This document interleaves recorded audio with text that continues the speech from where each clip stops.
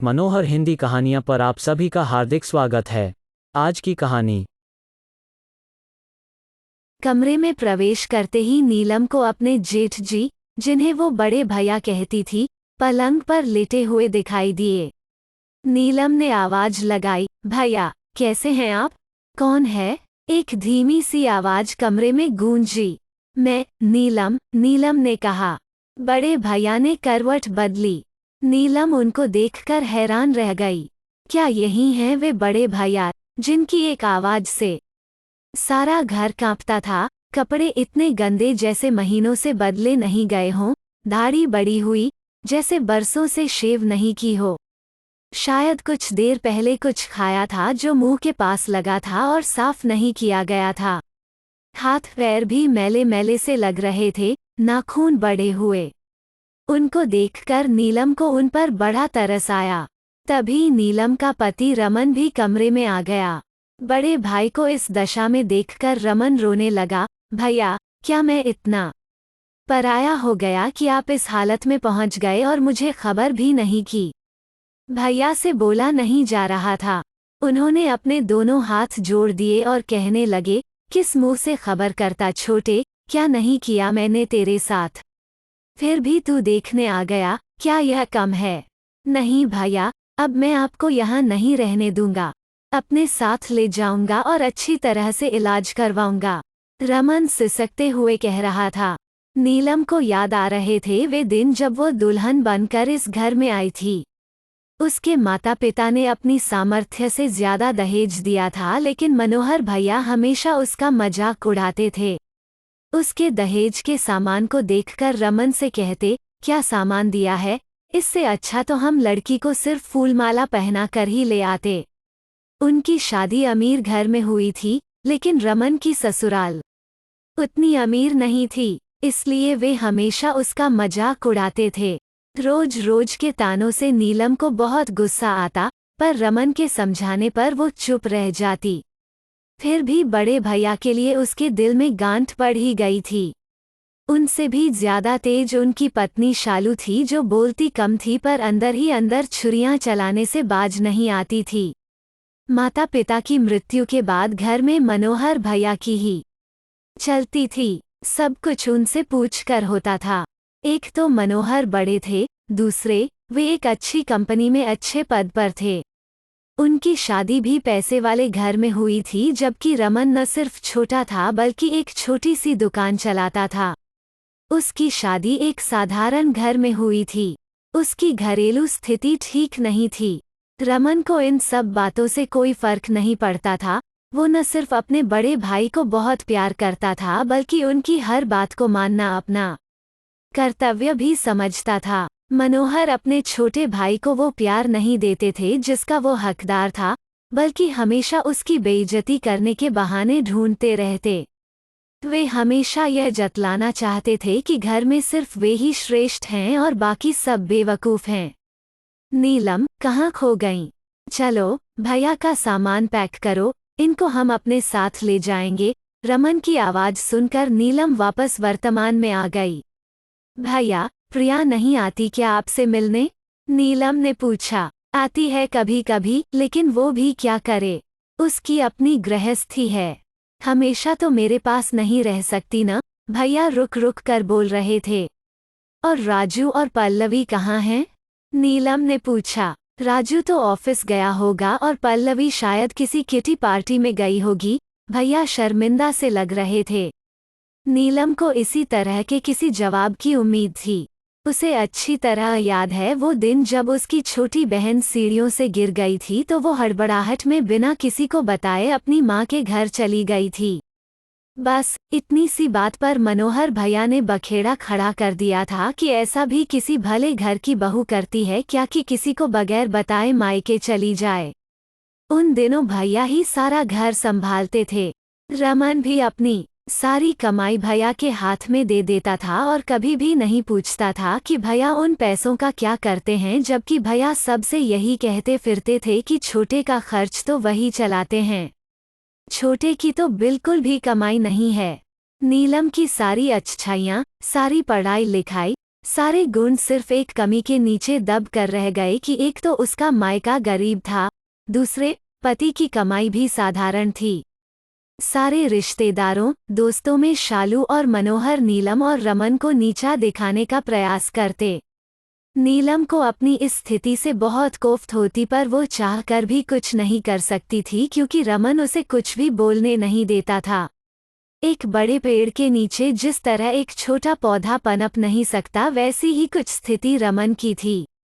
पिता की मृत्यु के बाद मनोहर घर के मुखिया तो बन गए, लेकिन उन्होंने रमन को सिर्फ छोटा भाई समझा, बेटा नहीं। बड़े भाई का छोटे भाई के प्रति जो फर्ज होता है वो उन्होंने कभी नहीं निभाया। नीलम समझ नहीं पाती थी कि क्या करे। वैसे वो बहुत समझदार और शांत स्वभाव की थी, लेकिन कभी कभी शालू और मनोहर के तानों से इतनी दुखी हो जाती कि उसे लगता कि वह रमन को ही छोड़ दे। रमन का चुप रहना उसे और परेशान कर जाता, लेकिन रमन को छोड़ना तो इस समस्या का हल नहीं था। रमन तो बहुत अच्छा था, बस उसकी एक ही कमजोरी थी कि वो बड़े भाई की हर अच्छी या बुरी बात मानता था और आंख बंद कर उन पर विश्वास भी करता था। रमन के इसी विश्वास का मनोहर ने हमेशा फायदा उठाया। उसने पुश्तैनी मकान भी अपने नाम करवा लिया और एक दिन नीलम और रमन को अपने ही घर से जाने को कह दिया। इतना कुछ होने पर भी रमन कुछ नहीं बोला और अपनी 4 साल की बेटी और पत्नी को लेकर चुपचाप घर से निकल पड़ा। उस दिन नीलम को अपने पति की कायरता पर बहुत गुस्सा आया, लेकिन जब रमन ही कुछ करने को तैयार नहीं था तो वो क्या कर सकती थी। पर मन ही मन उसने सोच लिया था कि वो इस घर में अब कभी वापस नहीं आएगी और इस घर से बाहर रहकर ही अपनी और अपने परिवार की एक पहचान बनाएगी। अब नीलम की अग्नि परीक्षा शुरू हो गई थी। घर में पैसों की तंगी बनी रहेगी, यह तो नीलम को मालूम था, क्योंकि संयुक्त परिवार में बहुत से ऐसे खर्चे होते हैं जिनका पता नहीं चलता, लेकिन एकल परिवार में उन खर्चों को निकालना मुश्किल हो जाता है। फिर भी नीलम ने हार नहीं मानी और जुट गई अपना एक समर्थ संसार बनाने में। सुबह मुंह अंधेरे उठकर घर का कामकाज करती, उसके बाद कई बच्चों को घर पर बुलाकर ट्यूशन पढ़ाती और फिर रमन के साथ दुकान पर चली जाती। नीलम के अंदर दुकान चलाने की गजब की क्षमता थी जो शायद अभी तक उसके अंदर सुप्त पड़ी थी। उसने अपने मीठे व्यवहार, ईमानदारी और मेहनत से न सिर्फ अपनी दुकान को बढ़ाया बल्कि रमन का आत्मविश्वास बढ़ाने में भी उसका साथ दिया। बड़े भाई से अलग रहकर रमन को भी एहसास हो गया था कि वो कितना बुद्धू था और बड़े भाई ने उसका कितना फायदा उठाया। मनोहर ने सोचा था कि रमन कभी भी घर से नहीं जाएगा और अगर जाता है तो जाते वक्त उसके आगे हाथ जोड़कर गिड़गिड़ाएगा या फिर नीलम ही कुछ भला बुरा कहेगी, पर वो हैरान था कि दोनों ने कुछ भी नहीं कहा बल्कि चुपचाप एक दूसरे का हाथ पकड़कर घर से चले गए।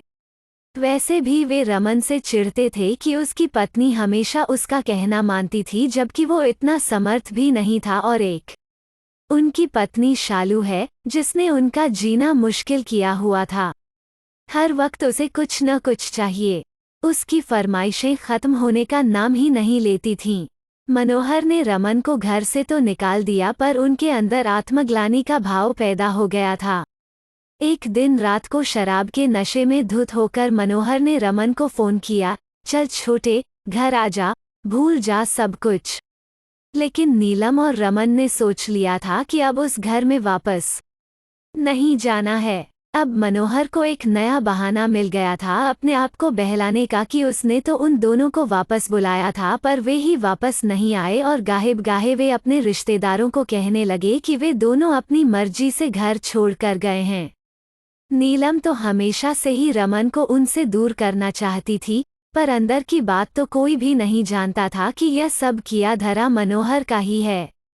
रमन और नीलम ने दिन रात मेहनत की। धीरे धीरे उनकी दुकान एक अच्छे स्टोर में बदल गई थी। अब उस स्टोर की शहर में एक पहचान बन गई थी।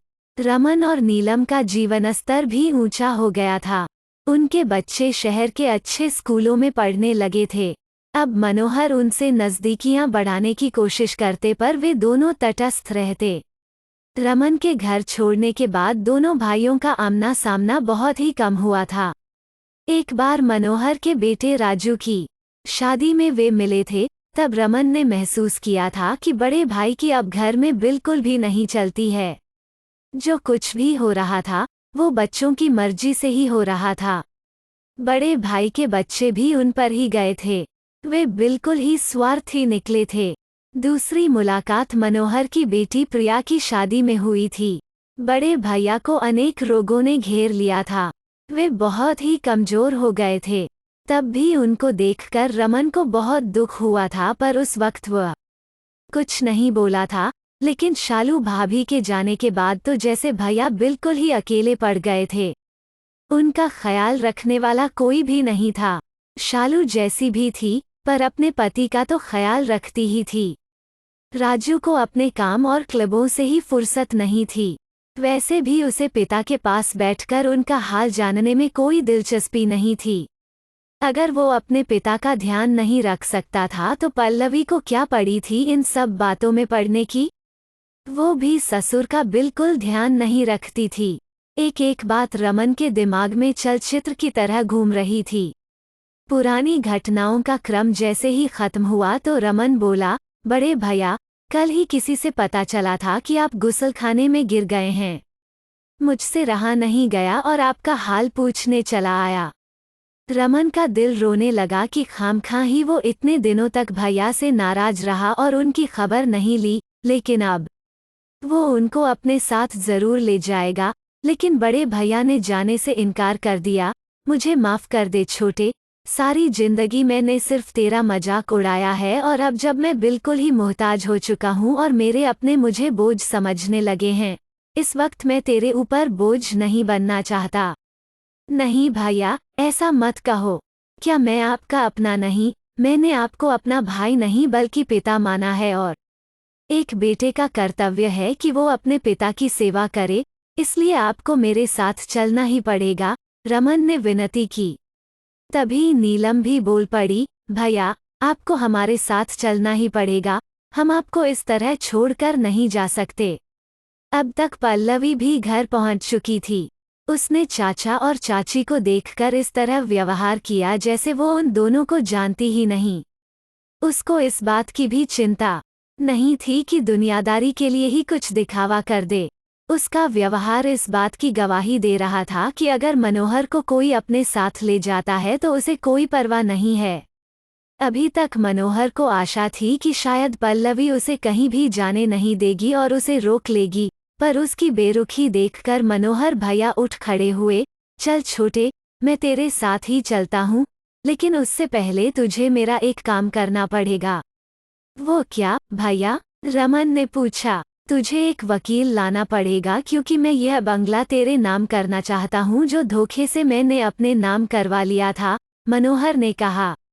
लेकिन मुझे यह घर नहीं चाहिए भैया, मेरे पास सब कुछ है, रमन ने कहा। मैं जानता हूँ छोटे, तेरे पास सब कुछ है, लेकिन जिंदगी ने मुझे यह सबक सिखाया है कि किसी से भी धोखे से ली हुई कोई भी वस्तु सदैव दुख ही देती है। मैं इतने सालों तक चैन से नहीं सो पाया और अब चैन से सोना चाहता हूँ, इसलिए मुझे मना मत कर और अपना हक वापस ले ले। यह सब सुनकर पल्लवी के तो होश उड़ गए। उसे लगता था कि उसके ससुर का तो कोई अपना है ही नहीं जो उन्हें अपने साथ ले जाएगा और इतना बड़ा बंगला सिर्फ उसके हिस्से ही आएगा। लेकिन ससुर की बात सुनकर उसे लगा कि इतना बड़ा घर उसके हाथ से निकल गया है। उसने फटाफट बहू होने का फर्ज निभाया। उसने मनोहर को रोकने की कोशिश की, पर मनोहर ने कहा, नहीं बहू, अब नहीं, अब मैं नहीं रुक सकता। तुमने और मेरे बेटे ने मुझे बिल्कुल ही पराया कर दिया है। इस बूढ़े और लाचार इंसान को अब अपने मतलब के लिए इस घर में रखना चाहते हो? नहीं, इस घर में तड़प तड़प कर मरने से अच्छा है मैं अपने भाई के साथ कुछ दिन जी लूं, लेकिन फिर भी मैं कहता हूँ कि इसमें तुम्हारी गलती कम है, क्योंकि मैंने ही बबूल का पेड़ बोया है तो आम की उम्मीद कहाँ से करूँ।